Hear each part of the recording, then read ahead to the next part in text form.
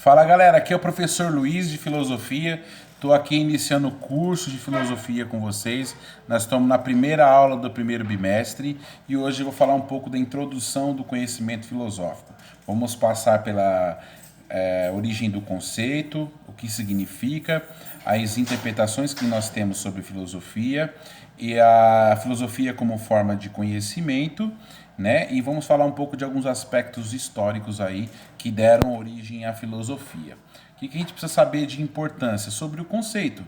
O conceito de filosofia, né, ele vem do prefixo philos, significa amar ou amante, e sofia, que significa sabedoria, né? Então, quando a gente fala filosofia, ou a gente está falando de amar a filosofia, ou um amante pela filosofia. No caso, o filósofo é um amante pela filosofia. O primeiro a criar esse conceito foi um cara chamado Pitágoras, um matemático, você já deve ter ouvido falar dele, foi o Pitágoras que criou esse conceito. Quando ele foi indagado um dia sobre o que ele fazia da vida, ele falou que ele era filósofo, né, um amante da sabedoria. E daí então surgiu esse conceito. Mas a área de conhecimento de filosofia, ela já existia antes do Pitágoras criar esse nome, né? Ela surgiu por volta do século 7 a.C. Nesse momento nós tínhamos a seguinte situação: nós tínhamos a Grécia Antiga, que não é o país da Grécia hoje, ela era maior, né? Eram cidades-estados que vinham, digamos assim, de uma parte da Itália, pegava ali um pedaço do Oriente Médio, né? Da Ásia Menor, que nós chamamos hoje de Turquia, pega ali a região da Grécia, né? E chamavam de Grécia porque eram cidades-estados que tinham mais ou menos a mesma cultura, falavam a mesma língua, então era composta por isso. O que ocorria nesse período? Esse período é um período conhecido por existir várias navegações, várias trocas de informações, especiarias, comércio era muito grande naquela região, e os gregos, então, dessa região da Grécia, eles vão começar a ter novas indagações sobre a natureza, a realidade, tá? E o que vai mover o pensamento filosófico é o que nós chamamos de curiosidade, né? O Platão chama de admiração e o Aristóteles chama de espanto. São dois conceitos específicos para ele. Então é uma curiosidade que vai fazer o sujeito ter um prazer pelo conhecimento, né? E quando ele resolve, digamos assim, essa dúvida, ele acaba tendo assim um prazer excessivo. Nós vamos chamar isso até de frenesi, né? É um prazer intelectual mesmo, né? E o que é interessante então? A filosofia, nesse período, né, que ela surgiu, que ela não existia, digamos assim, era um conhecimento novo que nós falamos que é associado à racionalidade. Então ela tinha uma forma de conhecimento racional diferente do conhecimento da época. Na época, nós tínhamos como base de conhecimento da realidade, do mundo empírico ou do mundo físico que as pessoas viviam, eram as mitologias, o conhecimento religioso, o conhecimento místico. Era ele que determinava como que a gente compreendia o mundo. Tinha uma pergunta que girava em torno de todos, de onde todas as coisas vinham. Essa era a pergunta primordial da época.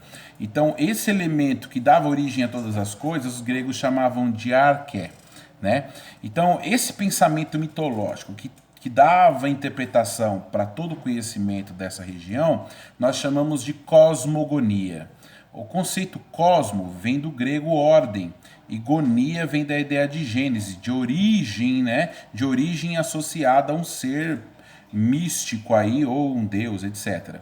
Então, olha só, a origem de todo o universo nesse momento mitológico é uma origem associada aos deuses. Só para vocês entenderem como funciona. Para os gregos, a realidade naquela época em que eles viviam, né, o universo, digamos assim, para nós compreendermos hoje, ele era um universo na sua origem como um caos. As coisas não tinham ordem, né? Então o caos, né, em grego aí é desordem. Então as coisas não tinham ordem e os deuses, quando eles resolveram organizar o universo, principalmente o Cronos com a Gaia, que o Cronos é o deus do tempo, né? Daí vem o relógio, tem o cronômetro, é o que, digamos assim, controla o tempo. né? Então nós temos esses deuses que vão dar, digamos assim, uma organização para esse universo, que era então um caos e virou cosmos. E o cosmos, ele é composto pelos elementos da natureza, que os gregos chamam de physis, né? A palavra physis é o que dá origem, por exemplo, à palavra física, né? A física é uma área de conhecimento que estuda os movimentos da natureza. Então, olha só que interessante. Então, nós temos o movimento de cosmogonia, que é um mundo onde as pessoas acham que tudo advém dos deuses aí, mas tinham conhecimentos que já estavam avançando, matemática, astronomia e tal.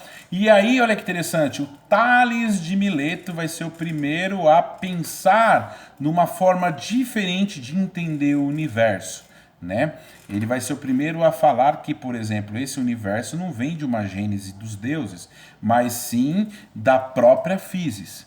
E os elementos primordiais que os gregos entendiam que poderiam dar origem ao universo, que poderiam ser essa arqué, é a água, o ar, o fogo ou a terra. E também tinha um elemento, um quinto elemento, que eles chamavam de éter, que seria uma energia que digamos, uma áurea que ficava em torno dos elementos da natureza, né? Não vou aprofundar muito nesse conceito para não confundir muito vocês, mas só para vocês saberem. Daí as religiões mais naturalistas vão usar o pentagrama como elemento, né, como um símbolo para exemplificar esses 5 elementos: terra, fogo, ar, a água e o éter, né? Só para a gente entender um pouco aí. Para as visões mais mágicas aí, esse éter seria tipo a energia ou a mágica mesmo em si. Bom, mas voltando à Grécia. Então nós temos então um momento onde vai nascer um pensamento filosófico, ou seja, racional, sobre a origem de todas as coisas, por isso vira cosmologia, a partir do próprio elemento da natureza. O Tales vai falar que esse elemento primordial é a água. Vai usar vários argumentos para utilizar. Por exemplo, Tales via que todas as coisas que tinham vida, que tinham movimento próprio, elas eram úmidas, então elas tinham água na sua base. E as coisas que não tinham vida, que eram mortas, eram secas porque não tinha água na sua base. Então esse é um argumento que ele utilizou para apontar o porquê a água é a origem de todas as coisas, né? A gente sabe que hoje a água é o elemento primordial, né, para a vida acontecer, todas elas, né? Mas só queria trazer para vocês essa noção.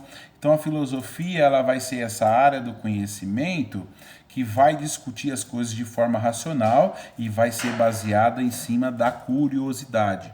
Qualquer curiosidade? Não, não é qualquer curiosidade, uma curiosidade mais aprofundada que vai gerar um saber, um conhecimento, tá? Só para encerrar, qual que é a diferença da ideia de filosofia como área do conhecimento da ideia de filosofia de vida? Hoje em dia se usa a ideia de filosofia de vida para falar do estilo de vida. Então, por exemplo, muita gente confunde e fala, por exemplo, que o estilo de vida oriental, voltado para o budismo, é uma espécie de filosofia, e não é. Então, hoje a gente usa a filosofia como área do conhecimento, como a mãe das ciências, porque é a partir dela que as ciências modernas vão desenvolver, mas também a gente tem a ideia de estilo de vida, que é ou que a gente chama de filosofia de vida, uma forma de ser. Então a aula de hoje, gente, ela tinha esse objetivo: apontar o conceito, né, que é amar a filosofia, um amante pela filosofia, pela sabedoria, né? Falar um pouco das interpretações que se tem desse conceito e a forma de conhecimento que ela vai aprimorar na sua origem aí, tá bom? Espero que vocês tenham curtido a nossa aula. Eu vejo vocês no futuro. Até a próxima.